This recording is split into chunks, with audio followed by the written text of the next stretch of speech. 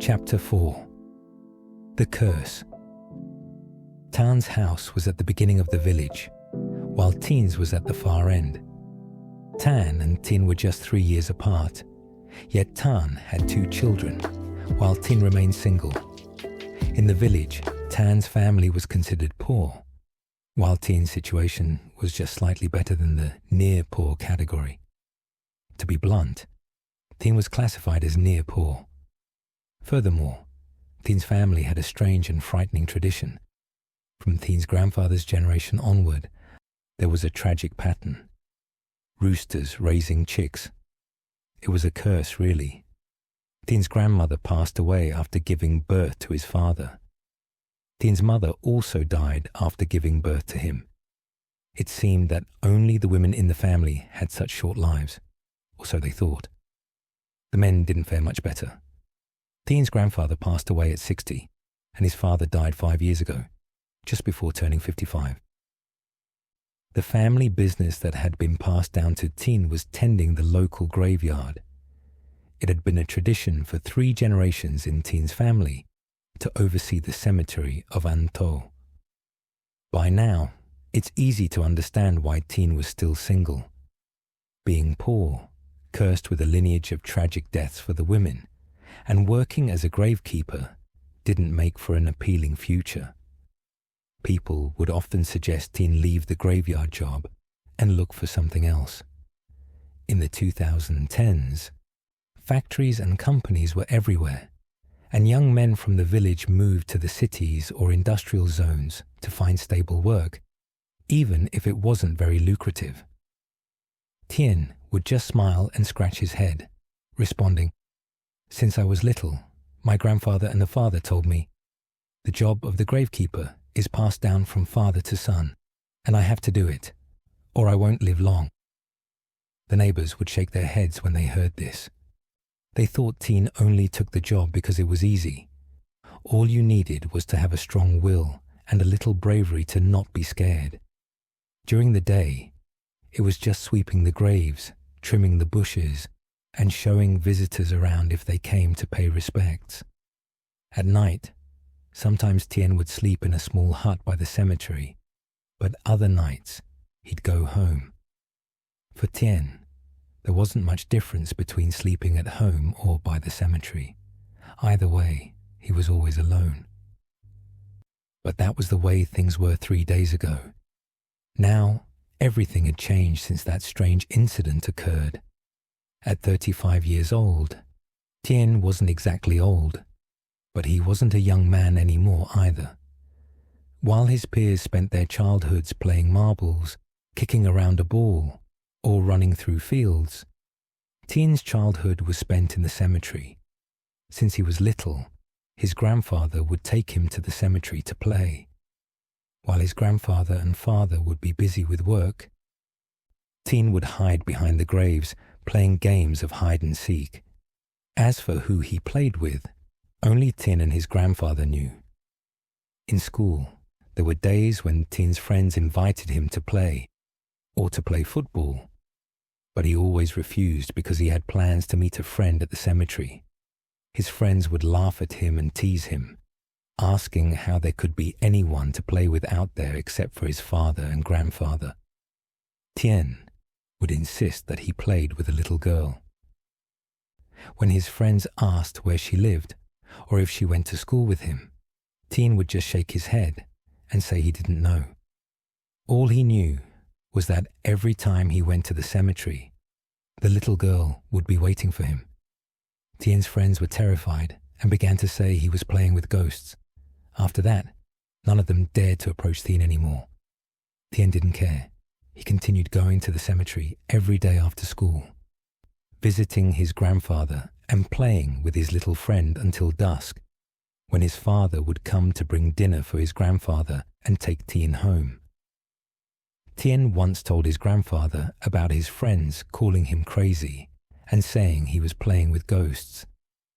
His grandfather just smiled and patted his head, pointing toward the little girl standing in front of them. "Are you having fun with your friend?" his grandfather asked gently. Thien nodded eagerly. "Yes, I'm very happy, Grandpa." His grandfather smiled again and said, "As long as you're happy. Ghosts aren't anything to fear.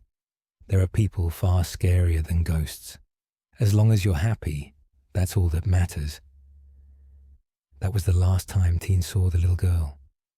When his grandfather passed away, Thien stopped seeing her. When Thien asked his father, he learned that the little girl had moved far away with her family. Now, as Thien was on his way home, he found himself remembering that story from more than 20 years ago. It was strange. He never thought about it like this before. He muttered to himself, "Some old things have been coming back to me lately. I don't know if it's a sign or just the side effects of that damn thing. Could it be that I really did play with a ghost when I was young?" Thien shivered, the coldness settling in, and as the rain made it worse, he hurried home. Once inside, he turned on the lights. The dim bulb flickered, revealing the mess in his house. He lit incense for his grandfather and father, bowing slightly as he whispered, "Grandpa, Dad. It turns out there really are ghosts. Did you both know about this when you were alive?" After the incense burned, Thien sat down on a chair, placing a ragged doll on the old wooden table, cracked with age. In the dim light, he brought the doll to his nose and sniffed. Indeed, this doll has a very strong scent of incense. But there's something else, an unpleasant fishy smell too. Thien reached for a knife and decided to cut open the cloth of the doll to see what was inside. Rip, rip. With 2 quick cuts, the cotton stuffing inside the doll spilled out. Thien inserted his finger, pulling out clumps of cotton, until his finger touched something hard, smooth like thread. Rip. Thien pulled out a tiny figurine, about the size of his thumb. The figurine was wrapped in red thread. To Thien's horror, the head of the figurine had a small photo pinned to it. It was a photo of Thien, Tan's son. The photo had clearly been cut from another picture. Thien brought the figurine closer, studying it. "It's made of incense powder." Thien sniffed again, narrowing his eyes at the red thread. "This thread isn't red. It's been dyed with blood. The figurine was made with incense powder and blood. Just like I thought. Those kids didn't get this doll by chance. But who would want to harm this little boy? He's too young to have made enemies who would do something this cruel. Could it be that someone wants to take revenge on Tan and Shuyen?" Thien's chest tightened, and he felt a burning sensation inside like fire. He was thirsty and wanted to get up for water, but his body felt numb, as if all sensation had left him. The last thing in his mind was the image of the woman who appeared at the cemetery the day before.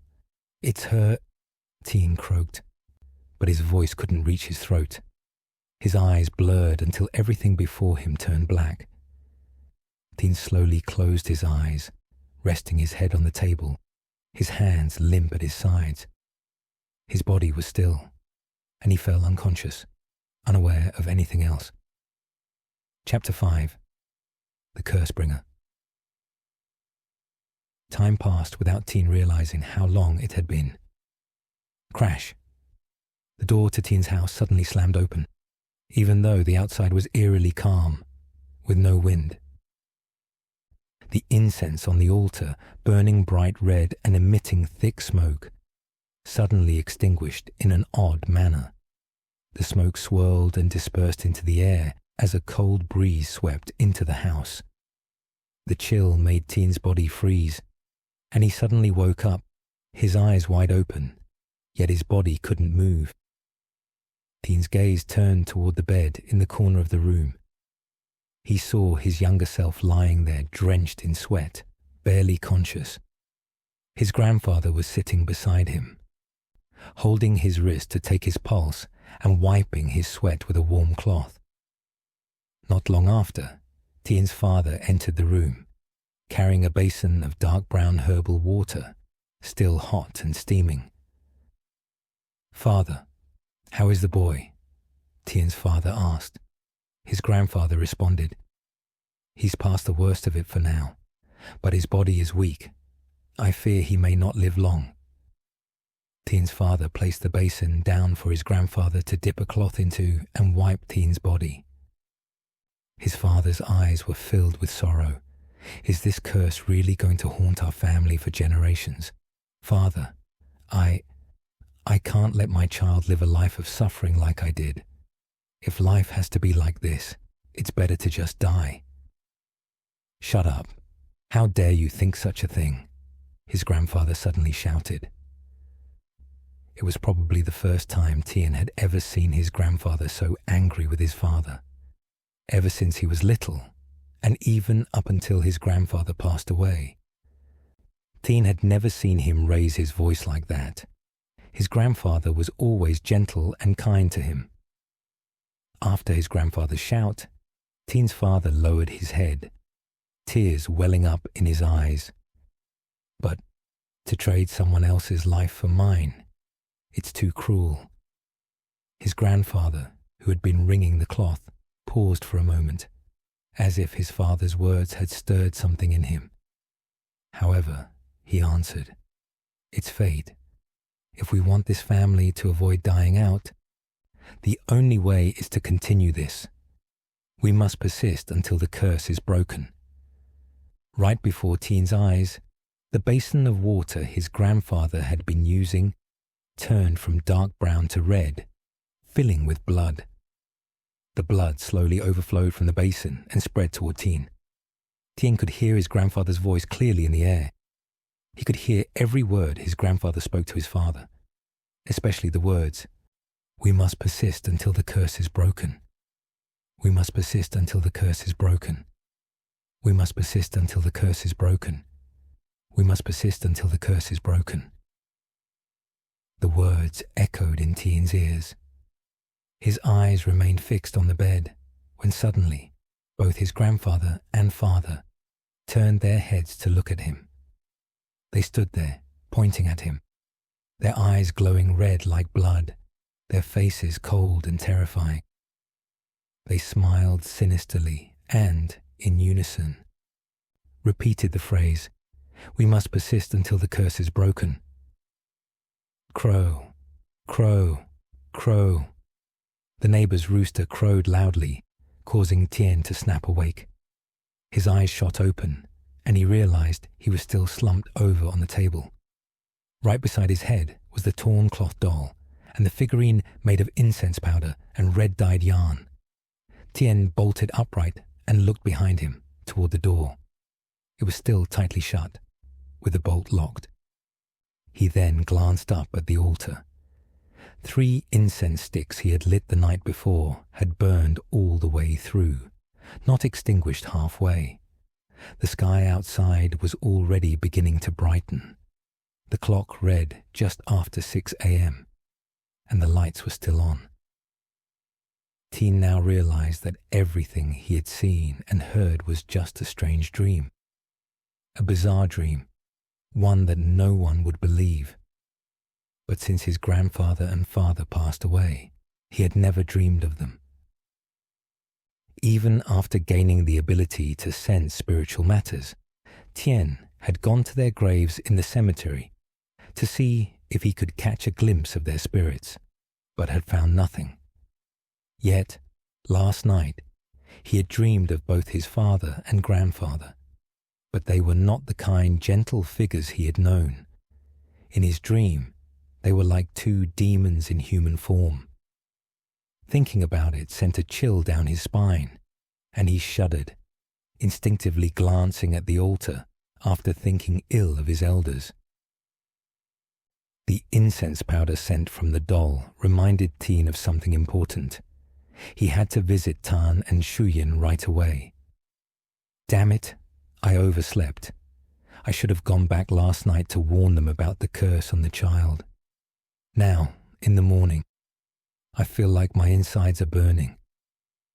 Something bad is about to happen, He grabbed a plastic bag, quickly stuffed the torn doll and the figurine into it, and hurriedly rushed out, starting his old motorcycle. He sped toward Thien's house, feeling like he was racing against time, even though it was still cloudy outside and the streets were deserted. At 6:30 a.m., Thien stood in front of Thien's house and shouted, "Thien, Shuyen!"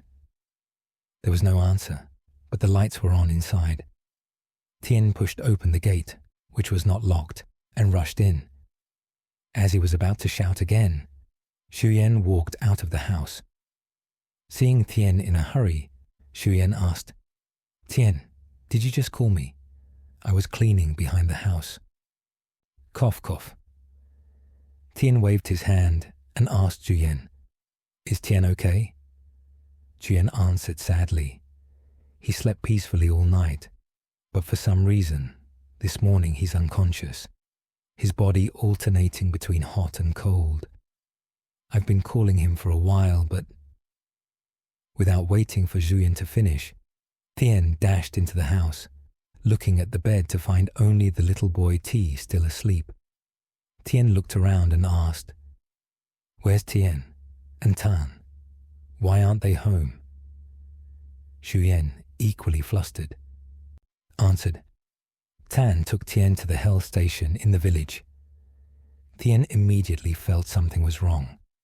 Yesterday, Tan didn't have a bike, and to get Thien to the health station, he would need one. Plus, why wasn't Tan with Shuyen? Thien widened his eyes. Who did Tan take Thien with, Shuyen? Shuyen nodded. Yeah, he went with Dr. La. Dr. La came over this morning to visit because he heard Thien was sick. He's the one who noticed Thien had a fever. So, Tan asked him to take them both to the health station. I wanted to go with him, but Tan said I should stay home to take care of the baby. He said he'd come back for me after he's done at the health station. Thien swallowed hard, his voice dropping. That damn woman, she's the one who cursed Thien. It's not good. She's going to kill the boy. Shuyen froze, her face pale in shock. She stammered. Thien, what are you saying? Dr. La is a relative of Tan's. How could... Thien stared at her, his eyes fierce. This is something I'll explain later. Right now, I have to find Thien and Tan. Without waiting for an answer, Thien rushed toward the gate, but Shuyen, coughing heavily, ran after him. Cough. Thien, take me with you. Cough, cough. Thien looked at the pale, sick woman, feeling guilty, but he said, All right, let's go then.